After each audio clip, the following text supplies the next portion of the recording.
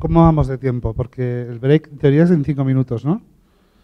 Bueno, digo, la pregunta es muy interesante. Como tenemos poco rato, ya termino la presentación. ¿Es necesario el hospital de día? Sí. ¿Tenemos otras alternativas? No. Venga, ¿ya podemos ir a comer? Ya está. No. Bueno, os doy más detalles. ¿Por qué digo esto? Pondré un poco el acelerador porque son cosas que ya conocéis. ¿Qué es un hospital de día? Pues esto es, por una parte, combinar el concepto clásico de hospital de día, pensar en oncología, ¿no? Un área donde yo puedo hacer un tratamiento que normalmente antes lo hacía hospitalizado, o donde hago una intervención terapéutica o diagnóstica que antes la hacía hospitalizado, lo hago en un entorno parecido a la hospitalización, pero que no requiere estancia durante la noche. Alguien ayer comentaba en la cena que una alternativa al hospital de día es hospital de noche. Hay que estudiarlo eso, pero no creo que sea lo que hagamos de entrada. ¿Qué es para la unidad de insuficiencia cardíaca un hospital de día? Es algo más, y es ese concepto de fusión entre hospital de día clásico con una consulta externa monográfica o especializada en insuficiencia cardíaca. Ese concepto de fusión es algo relativamente nuevo que empezó hace unos 12 años y que desde luego en nuestro programa fuimos de los primeros que implementamos este modelo. Ya existía en algunos sitios como en Italia y se empezó creando. Esta fusión de, por una parte, la opción de tener una consulta externa para hacer nuestro seguimiento estructurado y, por otra parte, dar tratamiento sin ingreso, significan que puedo hacer todas estas cosas. Es un área de acceso abierto, por lo tanto, podré acceder a que los pacientes vengan sin visita previa, porque una vez educados, identifican la recaída. Es un área donde yo voy a hacer el proceso de optimización terapéutica de intervención multidisciplinar, donde voy a hacer también todo el proceso de coordinación de cuidados con primaria. Es decir, es donde yo voy a administrar la atención al paciente en base a mi ruta asistencial. ¿Por qué? ¿Para qué? Pues para conseguir lo que yo quiero, lo que decíamos antes, detección precoz de recaídas, evitar hospitalización fundamentalmente, aplicar medicina basada en la evidencia y, finalmente, lograr reducir la mortalidad. Muy básicamente, tenemos dos grandes acciones que podemos desarrollar en el hospital de día, ¿no? Y tienes que tener este concepto claro de esta dualidad, de consulta externa y no solo hospital de día con una butaca para tratar. Tengo un área donde puedo también hacer las visitas convencionales. Por una parte, el seguimiento estructurado con todo lo que implica y por otra parte, tratamientos, sobre todo, yo creo que uno de los valores potentes del hospital de día es la opción de manejar una descompensación sin ingreso. Por ejemplo, pacientes que ahora os ingresan por insuficiencia cardíaca al hospital, me estáis contando que tenéis estancias medias de 4 o 5 días. Para mí es alucinante, porque esa estancia media, vaya, si se lo digo a mi gerente, me hace un monumento, porque las estancias medias en España son de 9 a 10 días, lo normal. ¿Por qué? Porque los enfermos que me estarían 2 días no ingresan, van al hospital de día. Es decir, ya estos no nos ingresan. Y por eso mi estancia media ha empeorado también, ¿no? Si yo miro número absoluto de estancias, ¿qué veo? Que hago un 50% menos estancias que hace 10 años. Pero si miro la estancia media, me sale peor, ¿no? Por lo tanto, alternativa a la hospitalización, que no es, desde mi punto de vista, un hospital de día. Sobre todo pensando en un programa que de golpe os quieran inundar de Disney Studio, por ejemplo, ¿no? No es una unidad de diagnóstico rápido. También lo es, pero no es su función. La otra cosa es que tú, desde un punto de vista como fallólogo, ¿no? Para que me entiendas, vas a reevaluar causas corregibles de insuficiencia cardíaca, siempre. Es un coronario, tienes que inducible, es un enfermo que tiene esa afectación valvular, juega un rol. Esto siempre lo hacemos, por eso el cardiólogo se ha implicado. Pero no es la función de, uy, tiene un soplo, no sé qué tiene, lo envía allí, como se ha ahogado y tiene edemas, no, esto no es. El enfermo no es una unidad de diagnóstico rápido, no es una unidad de estudio de la disnea, es una batalla importante con los médicos de familia. No es un dispensario monográfico solamente, es decir, no es un sitio donde yo cito enfermos estables, no, es un sitio de acceso abierto. Tengo que estar preparado para que se presente 1 o 21. Y eso significa, es la única manera que tenemos de realmente impactar en reingreso. Y importante, no es un dispensario de furosemida únicamente, puedo hacer más cosas. Bueno, seguimiento estructurado no abundaré, hemos hablado mucho. Está claro que en este entorno debo aplicar estas vías clínicas, puede ser el área donde yo también tenga el seguimiento mediante telemedicina, es decir, es un área donde yo tengo mi clínica de falla cardíaca, con mi despacho, con mi seguimiento de la monitorización, los algoritmos para que la enfermera titule el betabloqueante o para que me llame si hay algún problema.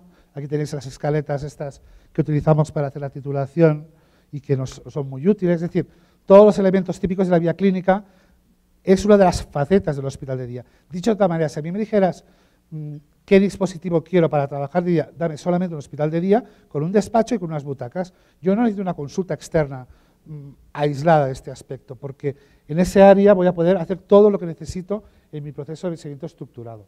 De seguimientos parenterales tenemos muy claro que os pongo aquí, el manejo de descompensación sin ingreso.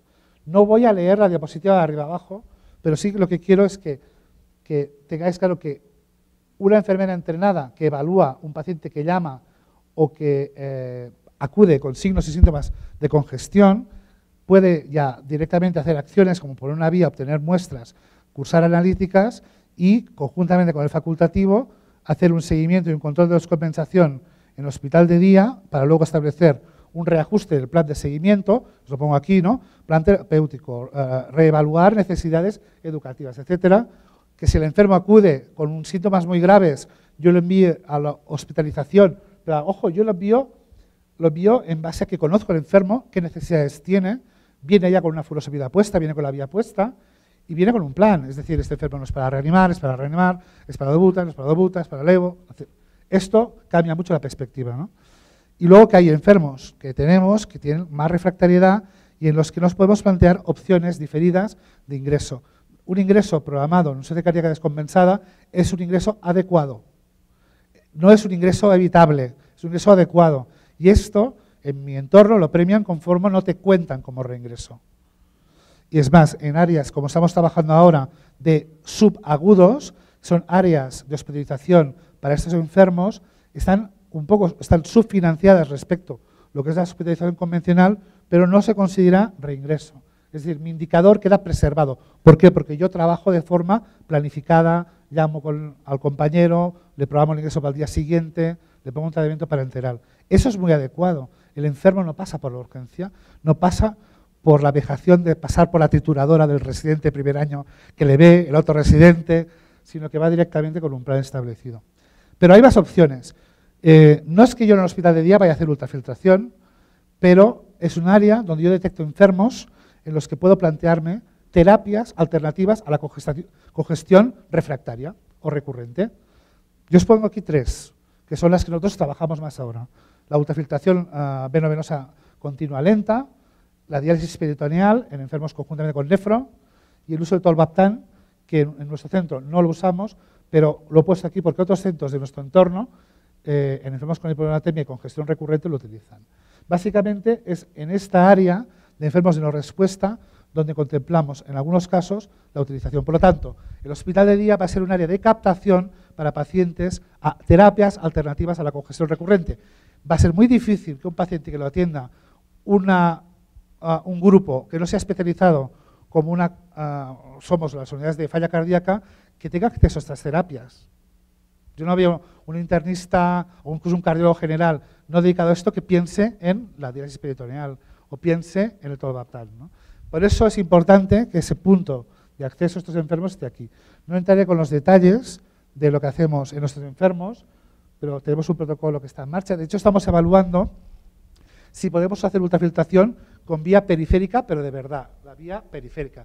Una cosa es la midline, ¿no? La típica midline que llaman periférica en Estados Unidos, pero que necesitas eco para canalizar. Eso no es lo que yo busco. Yo lo que busco es, ¿puedo utilizar ultrafiltración 6-12 horas en un entorno de hospital de día con vía periférica? Estamos haciendo un estudio donde estamos evaluando la factibilidad de esto. Aquí os pongo el protocolo que hacemos en caso de criterios de inclusión y de exclusión, que básicamente son pacientes no con enfermos con enfermedad renal muy avanzada, pero la mayoría son enfermos cardiorrenales, y en los que estamos viendo que hasta la mitad de enfermos podríamos hacer sesiones de ultrafiltración ambulatoria, de forma que en sesiones de entre 8 y 10 horas obtenemos descargas de 2-3 litros y sobre todo rompemos el círculo de la refractariedad al diurético. Entonces es un campo, no hay mucho interés por parte de las compañías que tienen aparatos en desarrollar esta vertiente, pero creo que en los próximos 5 años veremos cómo tendremos esa opción. Entonces hay que estar preparados, ¿no?